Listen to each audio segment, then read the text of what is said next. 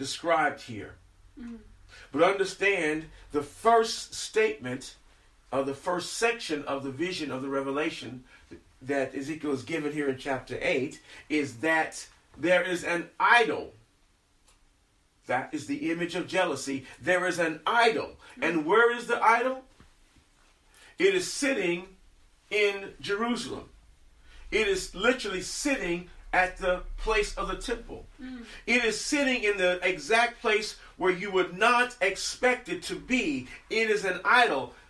It provokes to jealousy because God told Israel not to have any idols or to make any image or any likeness of any creeping thing or any type of image that they would call God, because the nations around them were erecting edifices, wood, stone, gold, precious metals, creating all kinds of icons and then saying, this icon is my God.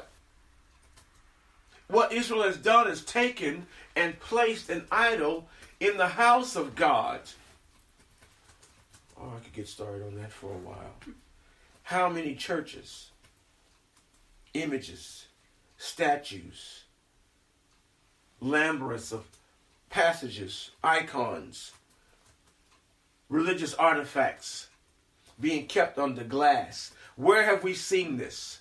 Being worshipped, bones of so-called saints under glass, being people kissing the foot of statues until the feet are rubbed off from the number of persons kissing the foot of the statue in the house of God, provoking him to jealousy. Ezekiel 8 and 10. So I went in and saw, and behold, every form of creeping things and abominable beasts, and all the idols of the house of Israel, portrayed upon the walls around about, paintings, portraits. Verse 11. And there stood before them 70 men of the ancients of the house of Israel. And in the midst of them stood Jaazaniah, the son of Shaphan, with every man his censer in his hand. As those who are looking at the example, that's a censer there. It holds incense, and it is burned and perfumed. A censer in his hand, and a thick cloud of incense went up. Then said he unto me, Son of man, hast thou seen? Listen to the question that the angel is asking him. Hast thou seen what the ancients of the house of Israel do in the dark? Every man in the chambers of his imagery. For they say, the Lord seeth us not. The Lord forsaketh the earth, hath forsaken the earth. That's the second abomination. The first abomination was an idol, sit at the gate, at the entrance of the house of God. When he was made to go further, Ezekiel was ushered into the next phase of his revelation, to look through a hole in the wall and to see there are people who are worshiping in secret in the house of God, but they are worshiping idolatry. They are practicing witchcrafts. They are practicing the occult in the presence of the people of God. Who are these 70 persons? They are the leaders of what's called the Sanhedrin. Those who would be the legislatures of the body of Israel. These are the very elite, behind closed doors, worshiping, burning incense to idols. I've said it for years. Corruption starts at leadership. Yes. Corruption always begins at the leadership tier. It begins with those who are supposedly looking over the flock of God, handling the congregation of God. That is where the corruption, if it's going to come, it's going to come there. And from there it will descend upon the hapless victims, those who have no understanding. God is taking off the cover. He's already done it in several places. He will do it even more so in 2019. Take off the cover of the occult practices. Occult simply means hidden. Yes. Occult means it's hidden from sight. What they're doing in the dark, he will reveal in the light. He will show the watchman who are watching what is really going on. For years, many have been sitting with blindfolds on. They don't know what's they say in England, what they're getting up to. They don't know what they're getting up to behind closed doors.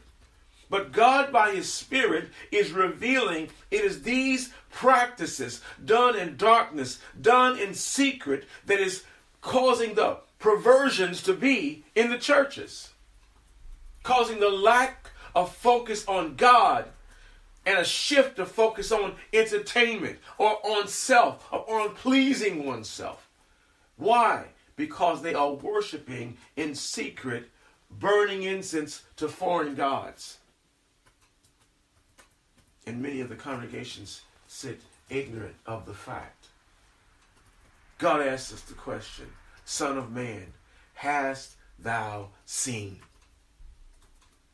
You ask the nominal Christian churchgoer, and you ask them, have you seen the practices that are going on in some of these so-called churches right now? They'll say, oh no, everything is fine. I haven't seen anything. If you find a Christian who is unaware of what is actually going on, you can trace their ignorance back to their pastor, back to their leaders. Amen. Because they are not being informed as to what is really going on. Amen. If you ask the average churchgoer, is this the end time prophesied in the Bible? And they say, oh no, have your best life now. Everything is fine. God wants us to make a million and just have fun. You can trace their ignorance back to their pastor, who's not a watchman. Because if they were watching, and if they were a watchman, a watch person, they would have heard from God the same question, hast thou seen what is really going on in the house of Israel? Open your eyes. Mm-hmm. In 2019, the Watchman is confronted with pagan worship and the occult and adultery. Ezekiel 8:14, then he brought me to the door of the gate of the Lord's house, which was toward the north. And behold, there sat women weeping for Tammuz. Who is Tammuz? Who is Tammuz? He is the son of the adulteress. He is the son of the idolater, Semiramis. He is the son of Nimrod. This is the Tammuz. This is an idol. This is a false god who supposedly dies and resurrects. Born when? December the 25th. Oh, that Tammuz. The one that they worship at Christ Mass. That is the Tammuz that they're weeping for. So have you not seen the Christians placing Tammuz on the altar, calling it the baby Jesus? Have you not seen the Christians bringing in the Eucharist tree into their house, making an idol in the corner and putting tinsel on it? Have you not seen the Christians giving gifts, as the Romans did, to those they hate? Are you understanding now the cycle of fulfillment? We're living there. Where he was speaking, that's where we're living now. Weeping for Tammuz. Ezekiel 8:16. And he brought me into the inner court. Now look where he moves to.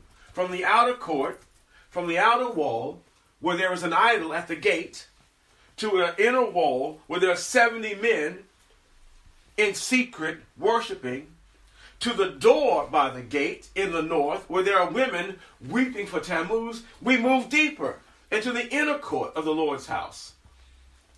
And behold, at the door of the temple of the Lord, between the porch and the altar, where is the altar? The altar is a place of sacrifice. Where is the porch? The porch is a place of entering into the inner temple. My God, you got to understand where this. You have to see where this stuff is going on. They position themselves between the sacrifice of God and they're entering into the presence of God. That's where they wedge themselves.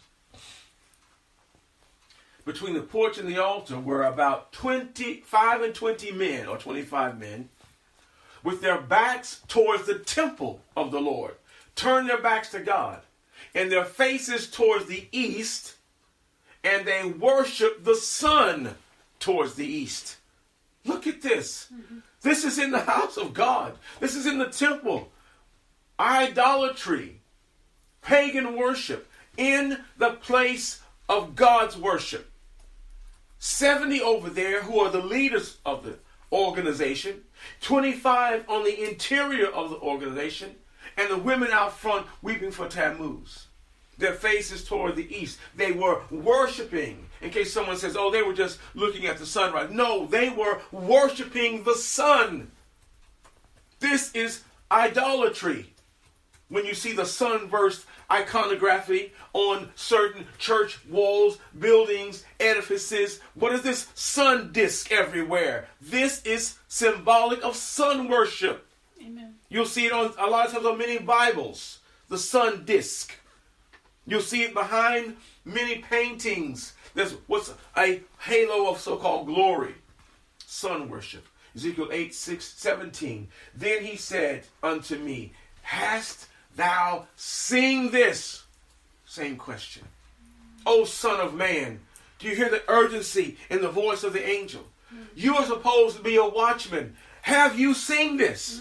Have you seen the idolatry? Have you seen the abominations that they have drugged into the church and called it holy? Have you seen them barking like dogs on the floor? Have you seen them pouring oil over people and kicking people, telling them it's the Holy Ghost? Have you seen this? Son of man, is it a light thing?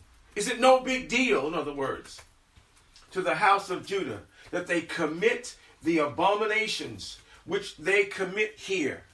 For they have filled the land with violence and have returned to provoke me to anger. And lo, they put the branch to their nose. This last statement here.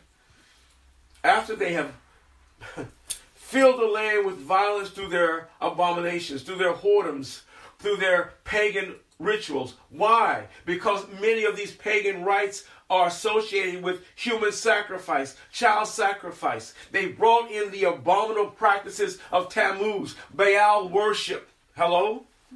Brought them into God's house, and now linked to that, they want to, with filthy, dirty, nasty hands, raise hands to Abba Father, Daddy God, and say, here's your worship. Are you kidding me? Are you joking me? You've been worshiping the devil, and now you want to scuttle in over here. You've been worshiping the devil on the internet, worshiping the devil with your TV, worshiping the devil with your conversations, saying things you should not be saying, and now you want to scuttle over here and lift up your dirty, nasty hands and say, Daddy God, here I am. That is what is going on today. Not way back then, today. People leave their bed of fornication and come straight to the church. Oh, yes, they do. People leave their gossip sessions, speaking evil of people, and come straight to the church. Leave their idolatrous minds, their adultery. We're just thinking of something had no business thinking of, and come and stand before God and provoke him to his face and put a branch to their nose as to say, smell and receive this nice sacrifice. It is not nice at all. In closing, let's look at the picture here before we depart. The first abomination, H3, for those listening online or listening to the podcast, we have a very clear example of the tent setup, the sanctuary setup of Israel. At the first part of the north gate, you know by maps, north is always up. The idol is positioned here, Ezekiel 8:3, so that when you first enter into the gate, the first thing you run into is an idol. My God. Before you can even see anything else about God, you first encounter an idol. That's why this is